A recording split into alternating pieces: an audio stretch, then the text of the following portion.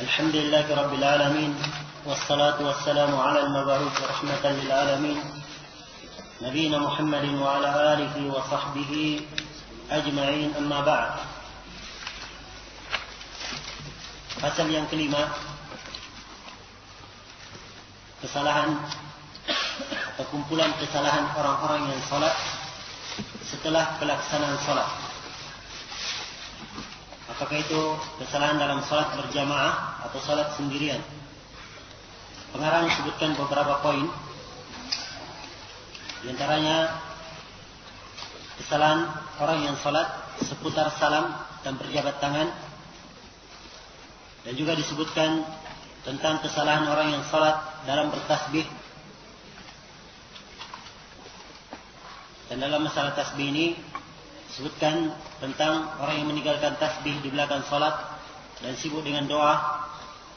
Dan juga disebutkan tentang keluarnya makmum dan perginya sebelum imam berpindah dari kiblat. Dan juga kesalahan tentang menyambung salat fardu dengan nafil, salat nafilah.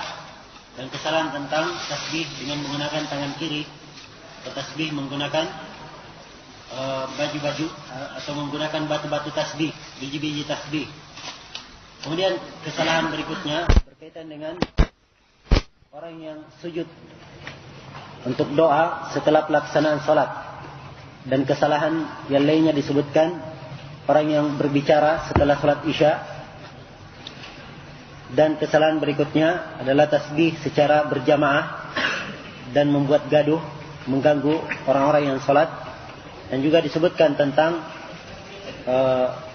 selepas salat biasanya orang berlalu di depan orang yang masbuk atau orang yang salat sunnah, yang juga akan dibahas oleh pengarang. Adapun kesalahan yang pertama berkaitan dengan kesalahan seputar salam dan berjabat tangan. Pengarang menyebutkan bahwa asalnya berjabat tangan adalah perkara yang disunnahkan, atau salam, memberikan salam adalah perkara yang disunnahkan. Bahkan dalam hadits Abu Hurairah diriwayatkan oleh Imam Abu Daud dan disahihkan oleh Syekh Al-Albani, Rasulullah sallallahu alaihi wasallam bersabda, apabila salah seorang dari kalian menjumpai saudaranya, hendaknya dia memberi salam. Fa in halat bainahuma syajara aw jidar aw hajar, thumma laqiyahu falyusallim alayhi ayda. Kemudian apabila mereka berdua dipisahkan kembali oleh pohon atau tembok atau batu, maka hendaknya kemudian dia berjumpa lagi, maka hendaknya dia memberi salam lagi. Ini menunjukkan bahwa memberi salam itu sangat dianjurkan. Misalnya kalau kita keluar, kita saudara kita berada di ruang tamu, kita masuk ke ruang tengah, dihalangi dengan pintu atau hijab, kita masuk lagi, disunnahkan memberi salam lagi. Ini karena pentingnya salam itu. Tetapi di sini poin penekanan pengarang adalah kesalahan orang yang memberi salam setelah sholat. Memberi salam asalnya sunnah ketika berjumpa dan ketika berpisah. Ya. Tapi ini tidak berlaku ketika selesai sholat. Bersalaman, demikian juga berjabat tangan adalah perkara yang disunnahkan. Tapi berjabat tangan tempatnya bukan setelah selesai sholat. Ya. Adapun selesai sholat seperti kebiasaan orang sekarang ini, habis sholat salam-salaman, jabat tangan, saling berjabat tangan, ya, dan seterusnya. Ini dari kesalahan-kesalahan yang perlu diperbaiki. Sebab itu artinya dia membuat kebiasaan ibadah dan diikat dengan waktu. Kapan dia ikat dengan waktu dan tempat dan suatu kaifiyah, maka butuh dalil khusus. Dan tidak ada dalil khusus yang menjelaskannya. Karena itulah para ulama menganggap hal tersebut sebagai perkara yang bid'ah. Ya. Dianggap sebagai perkara yang bid'ah. Kemudian pengarang juga sebutkan tentang kesalahan yang orang yang salat seputar masalah bertasbih. Seputar masalah bertasbih. Ya. Tasbih itu hukumnya sunnah bagi siapa yang hendak mengerjakannya. Dan di sini beliau menguraikan beberapa kesalahan, yaitu antaranya orang yang habis sholat, ya, dia tidak bertasbih langsung meninggalkan tempatnya, dan ini adalah perkara yang tidak baik, ya, sebab asalnya disunnahkan untuk bertasbih. Mungkin ada baiknya di sini saya uraikan bagaimana tuntunan zikir yang dibaca oleh Rasulullah sallallahu alaihi wasallam setelah beliau melaksanakan salat. Yang pertama, dalam hadits Ibnu Abbas yang diriwayatkan oleh Imam Al-Bukhari dan Imam Muslim. Rasulullah sallallahu alaihi wasallam atau Ibnu Abbas berkata, "Ma kunna na'rifu inqidha'a salati Rasulillah sallallahu alaihi wasallam illa bitakbir." Jadi setelah salat, pertama takbir dulu. Berdasarkan hadits Ibnu Abbas, kata beliau, kami tidak mengetahui selesainya salat Nabi sallallahu alaihi wasallam kecuali dengan mendengar takbir. Setelah itu, makmumnya membaca istighfar 3 kali. Kemudian membaca Allahumma antas salam wa minkas salam tabarakta ya dzal jalali wal ikram. Ya. Kalau Syekhuna Muqbil melihat membaca istighfar dulu 3 kali baru takbir. Itu urutan kalau menurut beliau. Tapi yang jelas hadits ini ada keluasan insyaallah taala, ya, dan seorang ya mengambil istinbat baiknya bagaimana menurut dia. Adapun dalilnya membaca istighfar kemudian membaca Allahumma antas salam adalah hadits yang diriwayatkan oleh Imam Muslim dari hadits Tauban dan semisal dengannya hadits Aisyah riwayat Muslim. Nabi sallallahu alaihi wasallam kalau selesai salat beliau membaca istighfar 3 kali, kemudian setelah itu beliau membaca Allahumma antas salam wa minkas salam tabarakta ya dzal jalali wal ikram. Dan di dalam hadits Al-Mughirah bin Syu'bah yang diriwayatkan oleh Imam Al-Bukhari, diriwayatkan oleh Imam Al-Bukhari dan Imam Muslim. Rasulullah sallallahu alaihi wasallam juga selepas salat beliau membaca zikir, yaitu la ilaha illallah wahdahu la syarikalah lahul mulku wa lahul hamd wa huwa ala kulli syai'in qadir Allahumma la mani'a lima a'taita wa la mu'tiya lima mana'at wa la yanfa'u dzal jaddi minkal jadd. Itu zikir yang beliau baca dalam hadits Al-Mughirah bin Syu'bah. Kalau dalam hadits Abdullah bin Zubair yang diriwayatkan oleh Imam Muslim, Rasulullah sallallahu alaihi wasallam berzikir di belakang salat. Ya, beliau sering sekali membaca di belakang salat, yaitu la ilaha illallah wahdahu la syarikalah lahul mulku wa lahul hamd wa huwa ala kulli syai'in qadir. La ilaha illallah, la haula wa la quwata illa billah, la ilaha illallah, la na'budu illa iyyah, lahun ni'matu wa lahul fadlu wa lahus tsana'ul hasan, la ilaha illallah mukhlishina lahud din walau karihal kafirun. Kemudian dalam hadits Abu Hurairah, Nabi menuntunkan tentang cara bertasbih. Dan cara bertasbih, tahmid, takbir, membaca subhanallah walhamdulillah wallahu akbar itu berbeda-beda. Ada yang menuntunkan 10-10, ada yang menuntunkan 25-25. Ya, kalau dalam hadits Abu Hurairah, dan ini yang saya kira yang paling bagus, dalam riwayat Bukhari Muslim, Abu Hurairah mengisahkan bahwa Nabi sallallahu alaihi wasallam beliau bertasbih 33 kali. Kemudian bertahmid 33 kali, baca alhamdulillah. Kalau tasbih baca subhanallah 33 kali, alhamdulillah 33 kali. Kemudian bertakbir, baca Allah Akbar 33 kali. Kemudian 100-nya digenapkan dengan la ilaha illallah wahdahu la syarikalah lahul mulku wa lahul hamdu yuhyi wa yumiitu wa huwa ala kulli syai'in qadir. Menjadi 100 kali. Kata Nabi, siapa yang mengucapkan ini maka akan diampuni seluruh dosa-dosanya walaupun sebanyak buih lautan. Kemudian juga di antara tuntunan beliau membaca doa di dalam hadits Abi Dzar yang diriwayatkan oleh Imam Abu Daud dan lain-lainnya. Abu Dzar mengajarkan atau Rasulullah mengajarkan kepada Abu Dzar, katakan di belakang setiap salat, Allahumma a'inni ala dzikrika wa syukrika wa husni ibadatik. Dan di dalam hadits Muawiyah yang diriwayatkan oleh Imam Al-Bukhari, Nabi mengajarkan zikir yang lain di belakang salat, yaitu doa Allahumma a'udzu bika minal jubn wa a'udzu bika an uradda ila ardalil umur wa a'udzu bika min fitnatid dunya wa a'udzu bika min adzabil qabr. Kemudian dalam hadits Uqbah ibn Amir yang diriwayatkan oleh Imam Abu Daud dan lain-lainnya, Nabi sallallahu alaihi wasallam atau Uqbah berkata, "Amarani Rasulullah sallallahu alaihi wasallam an aqra'a bil muawwidat dubura kulli salah." Nabi sallallahu alaihi wasallam memerintahkan saya untuk membaca 3 kul. Ya, 3 muawwidat. Qul a'udzu birabbil qul huwallahu ahad, qul a'udzu birabbil falaq, qul a'udzu birabbin nas. Ini 3 semuanya dibaca di belakang setiap salat. Ya, dan di dalam hadits Abu Umamah yang disahihkan oleh Syekh Al-Albani dan dihasankan oleh Syekhuna Muqbil rahimahullahu taala, diriwayatkan oleh Imam An-Nasa'i, kata beliau, "Man qara'a ayatul kursi dubara kulli salah lam yahul bainahu wa bainal jannah illa al-maut." Barang siapa yang membaca di belakang setiap salat ayat kursi, maka tidak ada yang memisahkan antara dia dan antara mati, tidak ada yang memisahkan antara dia dan antara kecuali kematian saya yang memisahkannya. Mati, setelah itu ketemu lagi dengan surga. Begitu maksudnya. Ini semua dikir-dikir yang menunjukkan disyariatkannya dikir, ya, dan banyaknya keutamanya. Karena itulah tidak pantas seorang habis salat meninggalkan dikirnya. Ya. Kemudian ini orang yang jabat-jabat tangan ini mengganggu dikir temannya.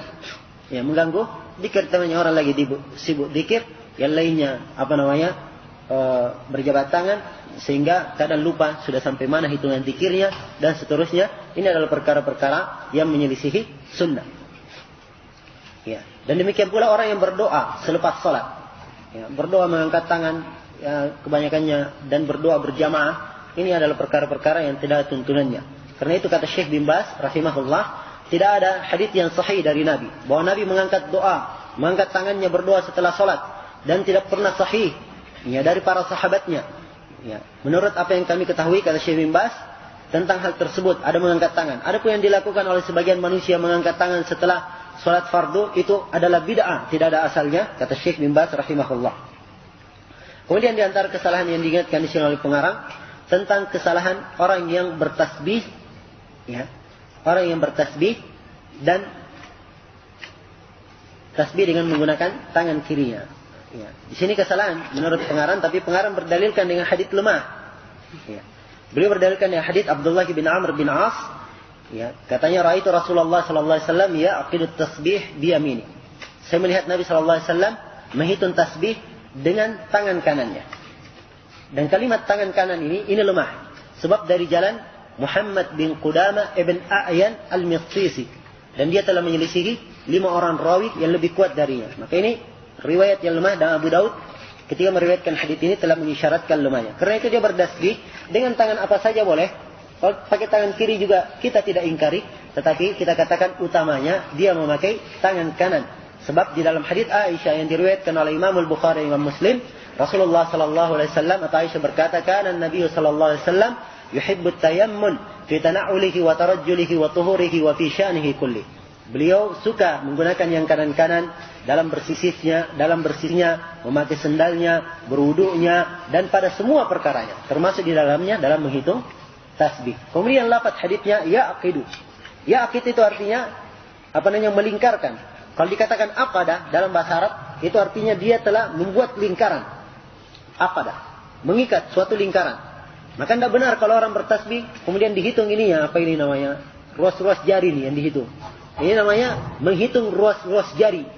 Ya, bukan membuat lingkaran-lingkaran tasbih. Karena itu kalau orang bertasbih, cara yang paling bagus dia hitung seperti ini. Ya, kayak membuat lingkaran. Apakah dari ujung jari dengan ujung jari ketemu? Ya, dia jalankan misalnya dari ibu jarinya, dia hitung ke ujung jari telunjuk, kemudian jari tengah, kemudian jari manis, kemudian kelingking, atau dari tengahnya, tidak ada masalah. Ya, yang penting membuat seperti lingkaran. Dan ini ya'qid dalam bahasa Arab. Dipahami ya?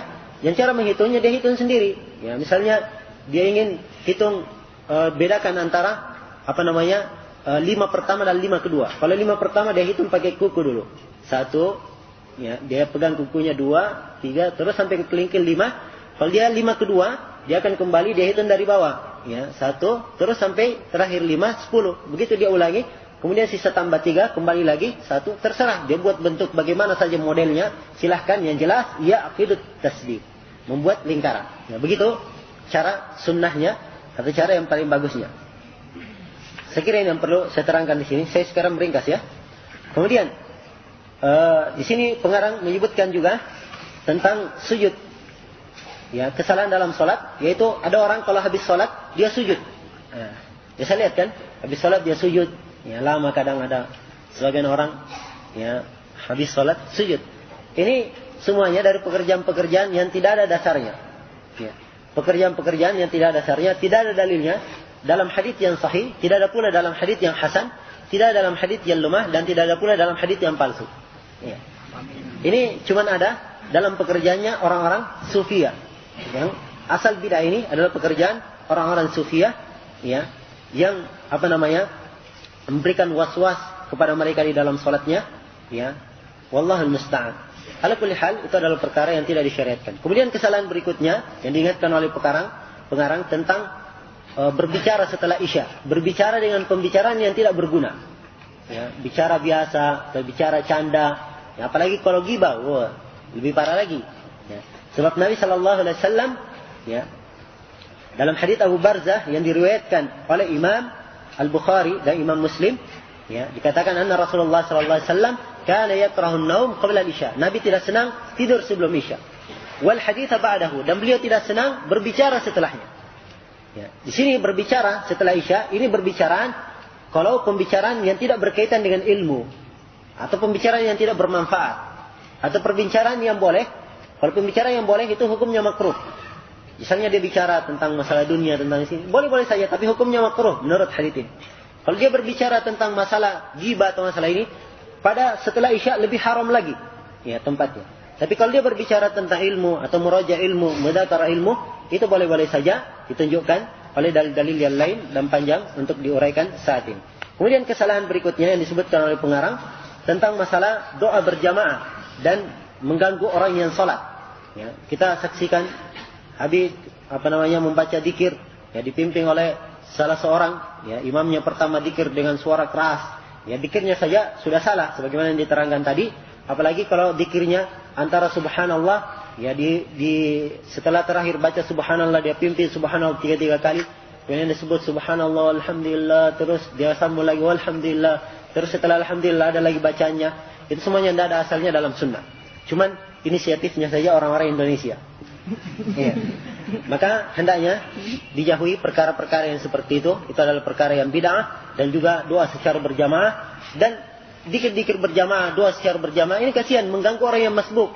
Ya. Orang yang masbuk lagi sempurnakan sholat, ya, berusaha cari ayat, ini sibuk menghantamnya dengan dzikir, dan ini sudah menyelisihi hadits yang kita baca tadi, yang mana Nabi Shallallahu Alaihi Wasallam berkata, kullukum munajin rabbah, fala yajhar ba'dukum ala ba'din bil Quran. Setiap dari kalian menyeru kepada Rabbnya, bermunajat kepada Rabbnya. Maka jangan sekali-sekali sebagian dari kalian mengeraskan suaranya kepada sebagian yang lain dalam membaca Al-Quran yang semisal dengannya.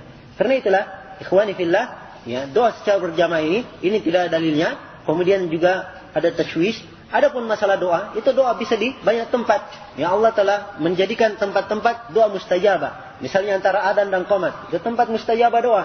Atau doa ketiga, dia sujud dalam solat, itu lebih diterima doa dan lebih didengar. Dalam hadits yang diriwayatkan oleh Imam Muslim, Rasulullah sallallahu alaihi wasallam bersabda, "Aqrabu ma baina